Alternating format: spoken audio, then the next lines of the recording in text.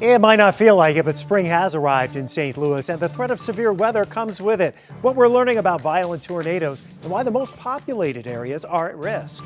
This project that we're doing, creating this map, just gives that visualization of what can happen, really. Plus, how spring weather could affect how much you pay for everyday items. And new developments in the region are causing localized flooding in some neighborhoods. These creeks can't handle it, and what's happening is you're starting to see a lot of erosion. A 5 on Your Side special, Spring in St. Louis, is next.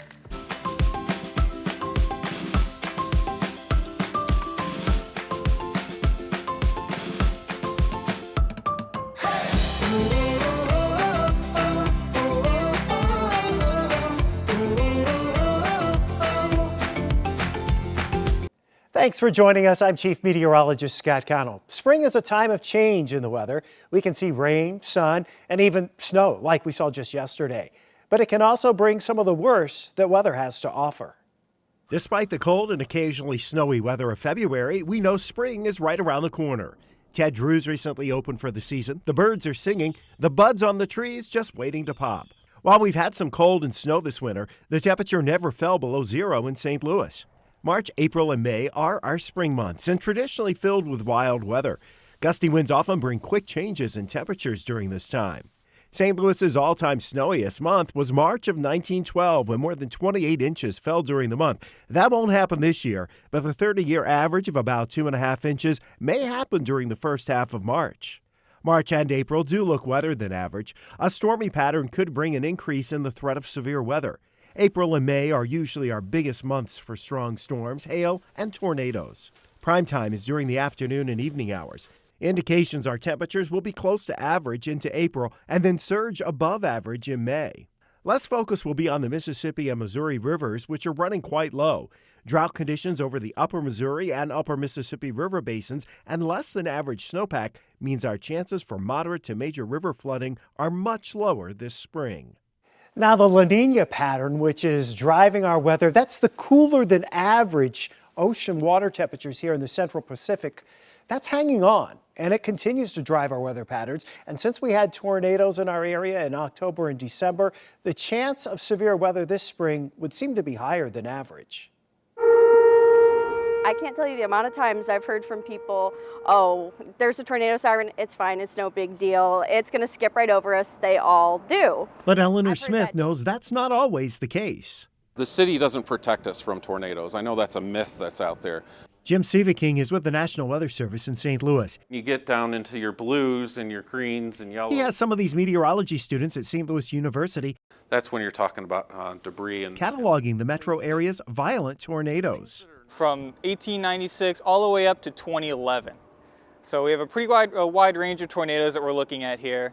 These are tornadoes that were rated F4, EF4, or higher. There really hasn't ever been an EF5 in St. Louis, so the greatest tornado that's ever happened is the EF4 or F4 tornado. And there are a number of those in the record books. Like going back from 1896, at least 255 people died in that tornado. That's the storm that tracked through Lafayette Square and into East St. Louis on May 27, 1896. Over 1,000 people were injured. Occasionally, yes, they do hit cities, and when they do, it's very devastating. 9 violent tornadoes have been identified, including 2011's Good Friday tornado, the January 24, 1967 tornado in North County, and one, I think, went through almost like right around the Kirkwood area, which is where I'm from, where my house is, and I'm like, oh my God.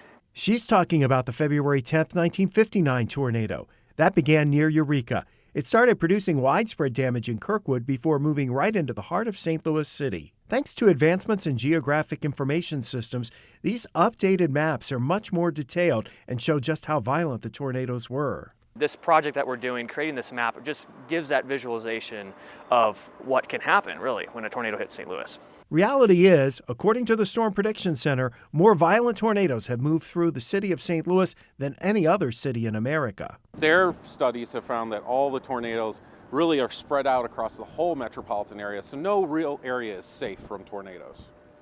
So it's really not if it will happen again, it's when. The good news is that modern technology allows us to forecast the weather patterns that can produce severe weather well in advance. Plus, the warning system is so much faster with all of the technology available today. With spring comes thunderstorms and hailstorms. In fact, one of the area's costliest hailstorms happened 10 years ago. Two supercell thunderstorms caused softball-sized hail on the afternoon of April 28, 2012. The hail damaged houses, vehicles throughout St. Louis. It even injured a man in Oakville when a hailstone landed on his hand. The wind during that storm killed one person in downtown St. Louis.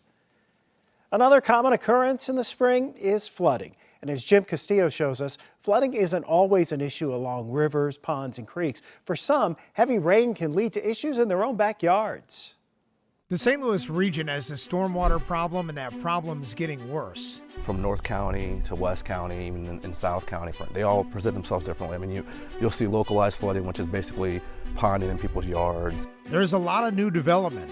Yeah, I mean, new development is a factor. I mean, because it's causing more water to flow more places where it wasn't designed to flow. There are many factors contributing to the problems, but none more alarming than the increase in the frequency and the intensity of storms. This is a tributary of Fishpot Creek in Baldwin. Most days, there's just a little bit of water. But on days of summer thunderstorms or even nighttime winter downpours, this becomes a torrent, and erosion is a major issue. We spoke with Ed Mucci, a homeowner in Baldwin. His backyard has been eroding away since 2006. They would put up a retaining wall that would stop all the erosion. Ed has even tried to fix it himself. I've done some of it myself. You can see I used the railroad ties.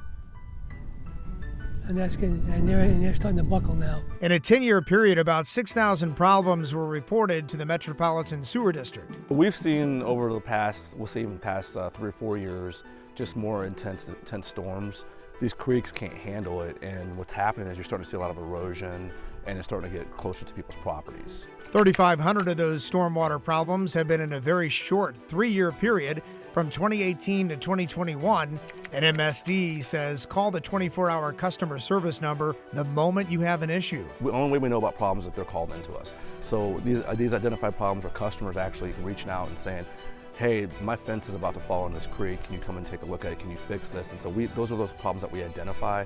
It hasn't been easy or a fast fix for Ed Mucci. The Mucci's called it in a few years ago. We came out and identified the problem.